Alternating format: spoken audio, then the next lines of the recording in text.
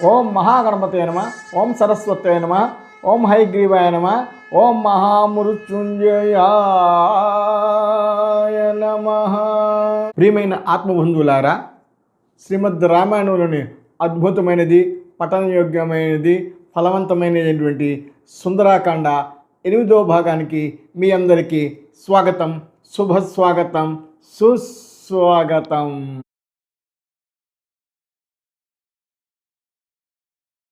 శ్రీ హనుమాన్ జయ హనుమాన్, శ్రీ హనుమాన్ జయ హనుమాన్, జయ జయ కపివర బహుబలవాన్, జయ జయ కపివర బహుబలవాన్, బహుబలవాన్, బహుబలవాన్.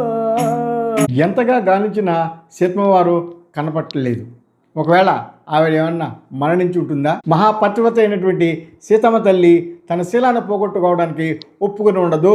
అంచేత దుష్టుడు, దురాత్ముడు, దుర్మార్గుడైనటువంటి రావణాసురుడు సీతమ్మ వారిని చంపేసి ఉంటాడా? నేను వెనక్కి వెళ్ళి సుగ్రీవుడికి నా మొహం ఎలా చూపించగలను? ఎంతో కష్టపడి ఇంతవరకు వచ్చి చాలా కష్టపడి ఇవన్నీ వెతకడం జరిగింది. ఆమెను చూడాలని ఎంతా వెతికాను, నా శ్రమంతా వృధా అయిపోయిందా?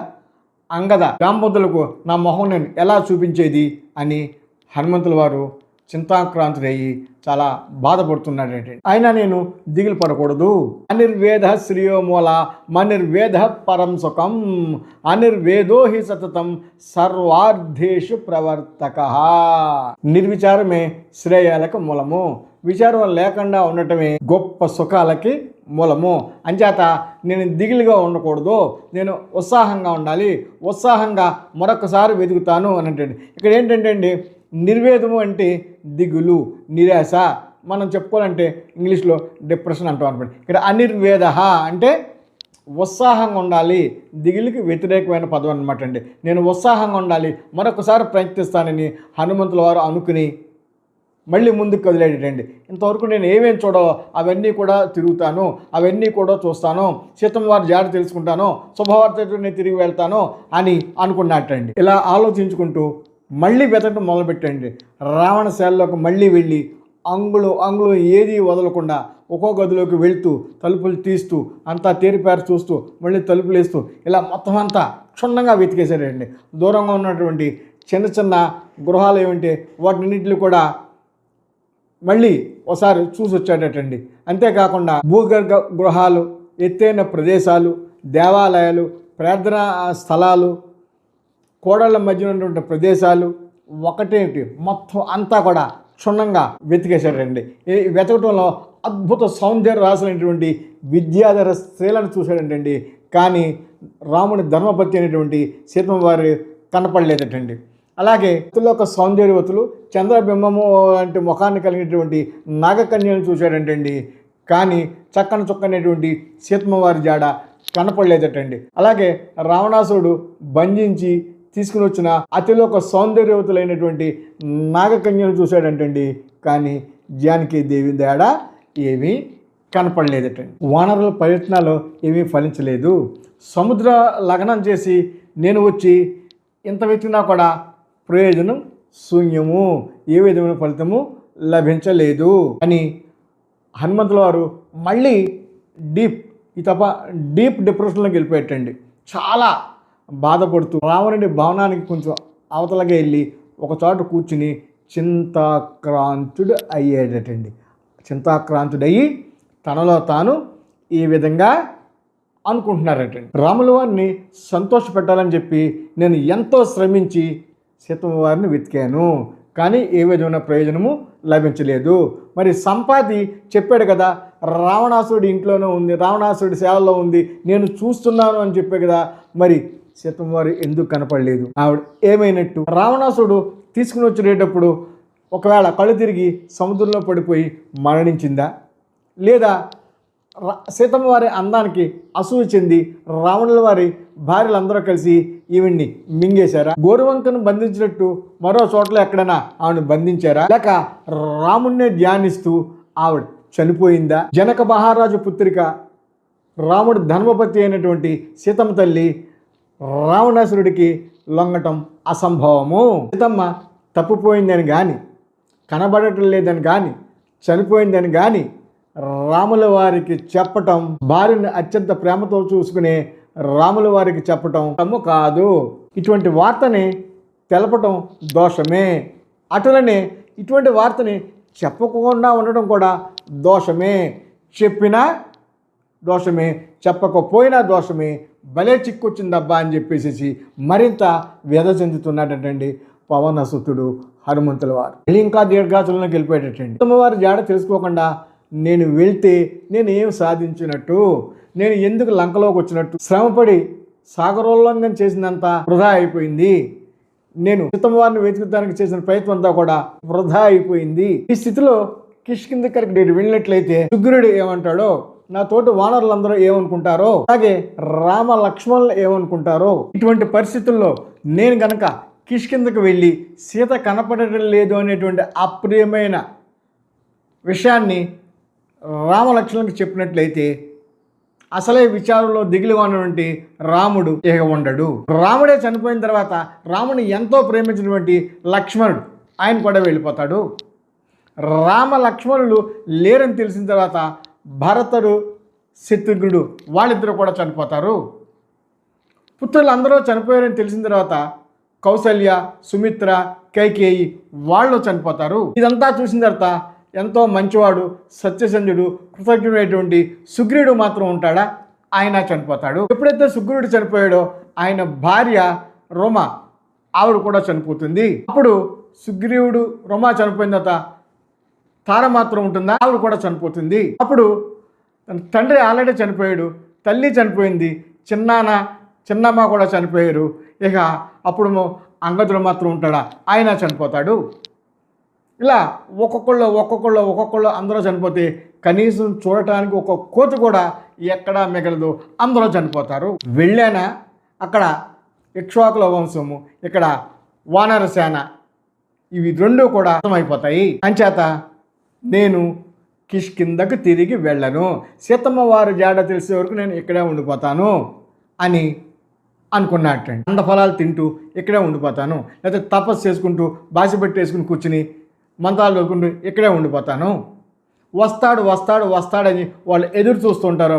వెళ్ళి అప్రియమైన మాట చెప్పేదానికంటే ఇలా ఇక్కడ ఉండిపోవటమే శ్రేయస్కరము. నియమాలతో ఇక్కడే ఉంటా, ఏ చెట్టు కింద కూర్చుంటా, చేతిలో పడిందే తింటా, అక్కడ సముద్రం ఉంది, ఆ సముద్రం కంటే వనాలు ఉన్నాయి, అక్కడ కందఫలాలు అనేది దొరికి అక్కడ ఉండిపోతా. ఇలా రకరకాలుగా హనుమంతుల వారు భావావేశంలో ఉన్నట్టండి. అయినా ఇదంతా ఎందుకు? మంట వేసుకుని ప్రయోపవేశం చేసేస్తా, ఒక పని అయిపోద్ది. నేను వస్తాను వాళ్ళు ఎదురు చూస్తుంటారు, అంచేత అక్కడంతా శుభంగానే ఉంటారు. లేదంటే నీటిలో దూకేస్తా. ఇది ముళ్ళందరూ కూడా మెచ్చేటువంటి విషయం, నీటిలో దూకి చనిపోతా. మళ్ళీ అనుకున్నట్టండి, వినాశే బహవే దోష జీవన్ భద్రాని పశ్యతి. అంటే చావులో అన్ని దోషాలే, బ్రతుకుంటే ఎన్నో శుభాలను చూడొచ్చు, ఎప్పుడైనా మనం కలుసుకోవచ్చు. అంచేత నేను చనిపోను, నేను బ్రతికే ఉంటాను. అయితే నేను కిష్కింధకి వెళ్ళను, ఇక్కడే ఉంటాను, సీతమ్మ వారు కనబడే వరకు నేను ఇక్కడే ఉంటాను. ఇలా అనుకుంటూ ఈ విషాదం తారాస్థాయికి వెళ్ళిపోయిందంటండి. సీతమ్మ వారు విషయం పక్కన పెట్టి ఈ రావణుడు అంటే వీడి సంగతి తెలుస్తాను, వీడికి 10 తలలు ఉన్నాయంట, వీడిని తలలో పట్టుకుని జుట్టు పట్టుకుని సముద్రంలో నుంచి తీసుకుపోయి రావణుల వారి ముందు పడేస్తాను, వాడి 10 తలలు పగల కొట్టేస్తాను, వీడి సంగతి తెలుస్తా. ఎంతో కోపంతో రావణుడిని చంపేస్తానని ఉర్రూతులు పోయాడట. మీరు ఎప్పుడైనా చూసారా?